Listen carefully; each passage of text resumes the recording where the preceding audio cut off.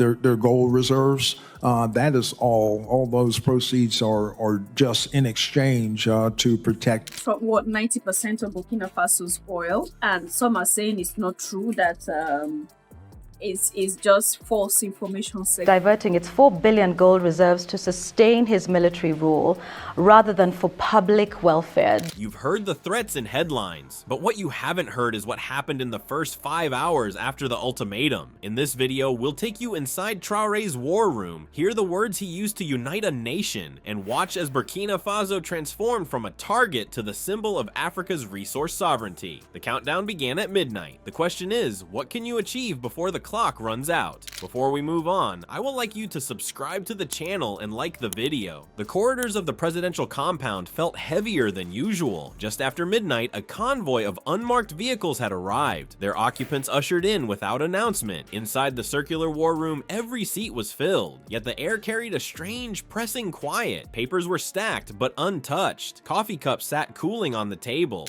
Came and said that they are sorry for all that they had done to Niger, and that they had known. These remarks sparked widespread, condemnation across the continent. Outside, the city slept, unaware that a line had just been drawn in the shadows. On the long oak table lay a single envelope. It had been hand-delivered by an unfamiliar envoy, bypassing normal diplomatic channels. When it was opened, the words were stripped of politeness, sharp enough to slice through the hour. Burkina Faso had 48 hours to surrender 60% of its oil and gold reserves. If it refused, the message warned the country would face erasure, not in months or weeks, but immediately after the deadline passed. The baldness of the statement felt like a deliberate insult, a show of power meant to humiliate before subduing. For those in the room, the demand carried an echo. Why did they come back? They came back to ask or to apologize because they want to return back to Niger. But then when you look at the military part of it, knowing that that's the epicenter. The uranium they were getting so cheap, in short, they were stealing, was no more. Niger took hold of her resources and kicked them out. It resembled the letters and decrees of another era when foreign flags dictated African destinies and resources were mined without permission. Some who sat at the table had grandparents who remembered soldiers occupying their towns for the sake of rubber or gold. The weight of that memory sharpened the silence further. The difference now was that the threat came in a modern wrapper, broadcast quickly through secure channels, but the substance, the taking, was the same. Efficient resources going towards for the whole fight of terrorism in that country. Whatever you want, we will play based on your own terms, not our terms anymore.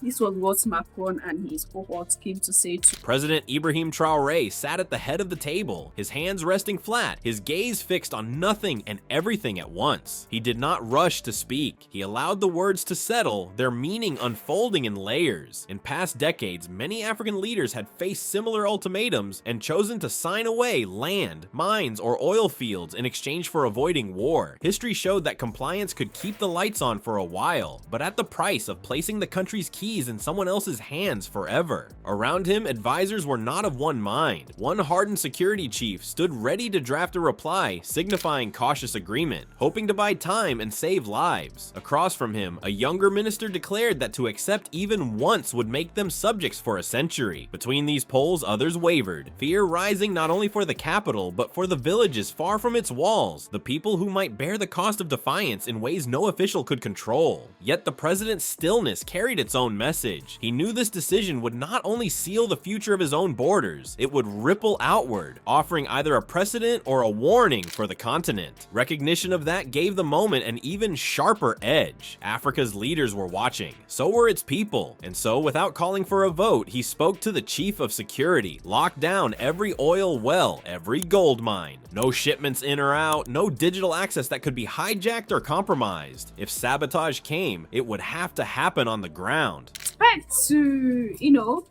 Traoré and his cabinet members, to the point that he welcomed the ambassador. They make their decisions though. That's their sovereignty, their sovereign right to make their decisions, what is appropriate, what's not.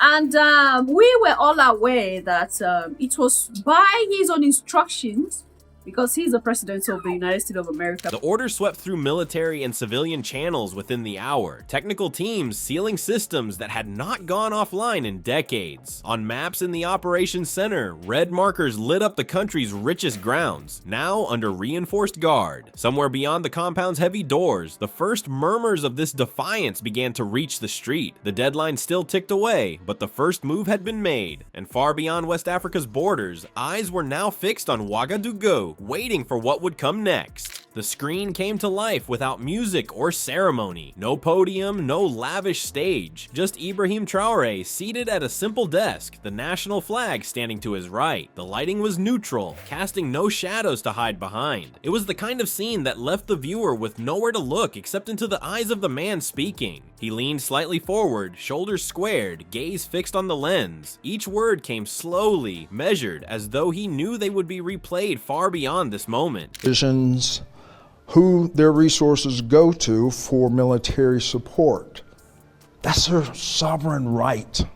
Or they had realized that they have not been playing fair, and that they would play fair from now henceforth. His posture was calm, but there was a density in his tone, a weight that seemed to carry the entire 48-hour deadline inside it. He did not raise his voice. He didn't need to. The reality that every word would be heard not only in Ouagadougou, but in foreign offices across oceans gave the speech its quiet gravity. When he reached the heart of his message, there was no softening. He stated clearly that Burkina Faso would not bow to greed, to threats, or to arrogance. It was not a declaration meant to provoke. It was simply a line no one would be permitted to cross. The phrasing was plain, but the clarity turned it into something that could not be negotiated away. In streets across the country, daily routines broke in that instant. In the capital, traders in the market stopped their bargaining and gathered around small televisions perched in shop windows. In rural villages, battery-powered radios crackled in courtyards, neighbors pressing closer to hear the words over the interference. Families called children inside from dusty yards to sit together in front of a flickering broadcast, the quiet in their homes mirroring the stillness in the war room the night before. The first replies did not come from officials, but from ordinary citizens. In some districts, people left their homes to join unplanned rallies, holding flags aloft even as the night deepened. Outside mining towns in the north, locals, many without formal military training, formed volunteer patrols to guard the entrances of gold operations, using whatever tools they had as symbols of their intention. In the city, balconies and rooftops began sprouting national flags before dawn. There was no official call to action, just a shared understanding that the defense of the country's resources could not be left to the government alone.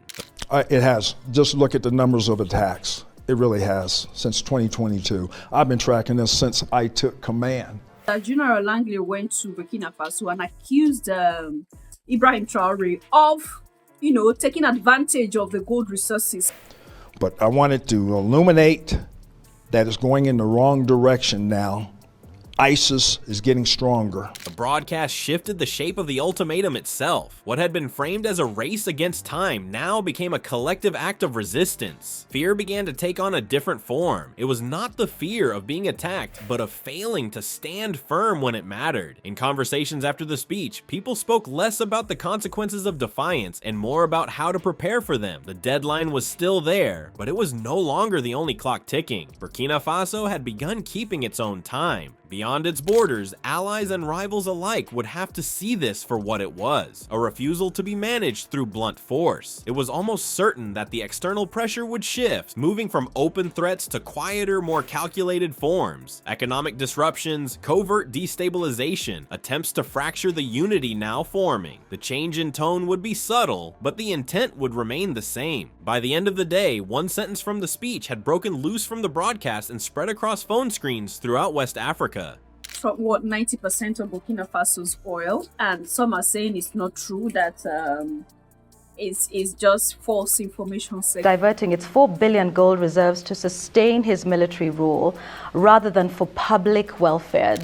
"We will not negotiate with thieves." It appeared in profile headlines, in painted banners, in messages between young activists far from Burkina Faso's borders. Refusing the ultimatum was not just a political gamble, it was a clear turn in history. In that moment, Burkina Faso was not simply protecting mines and wells, it was reclaiming the right to decide its own future. It broke from the old pattern where outside powers dictated terms and took what they wanted. This act challenges all of us to think about what sovereignty really means when power so often comes dressed as aid or partnership. If a small nation can reject fear to defend what's theirs, we must ask, what could others achieve if they chose the same path?